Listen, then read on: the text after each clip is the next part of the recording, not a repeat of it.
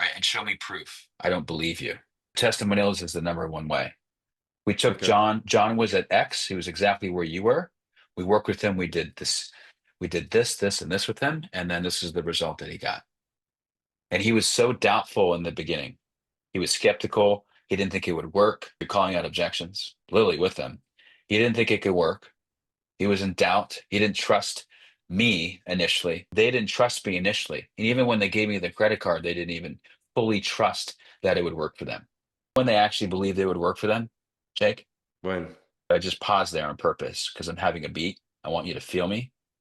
Yeah. Action. I want you to be in the question. All right. It's when they actually enrolled, they put down 20K, and then something happened magically in their subconscious mind. They actually did the work because they didn't want to lose the money.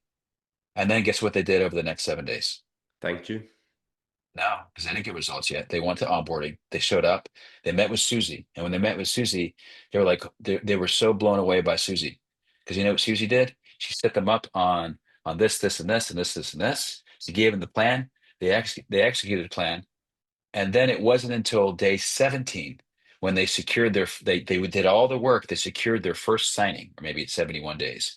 They signed their first flip, right? And blah blah blah. And then 90 days later, the money landed in their bank account. And that's when I got the call, or I got the text. And they said, "Thank you.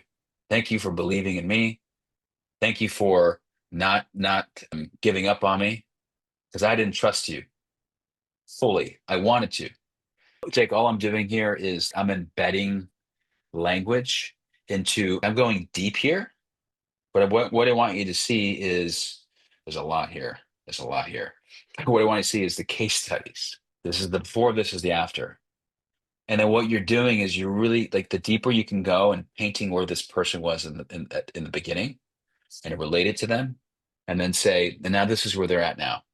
And I see this as possible for you too. Now, all I'm doing, because I have a lot of experience, is I'm going deep into their mind and painting belief by overcoming objections, meaning that I relate a third person had the same feelings that they might feel or they could feel. They were skeptical, they were doubtful, they were not sure, but they did it anyway. So I'm showing the visual on the screen of the before, or the text of the case study. Their image is there, their face or whatever, or even not even play the video. I just open up the video and not even play it, but they just want to see something auditory and kinesthetic. Maybe you play the first 10 Hmm. seconds. It doesn't matter. It makes it Okay. real.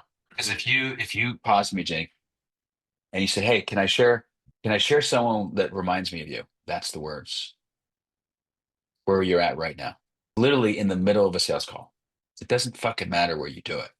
It's It a doesn't have leverage to point. hitch. No, it's a Mm. leverage point. Don't overthink it. That's massive leverage. It's a tool that you get to whip out. Okay. Do I show them on screen or am I just saying it? Try different multiple ways. I love sales because it's a testing field. You get to test. Mm. Oh, that didn't Mm. really work. That didn't land. Let me try it a different way.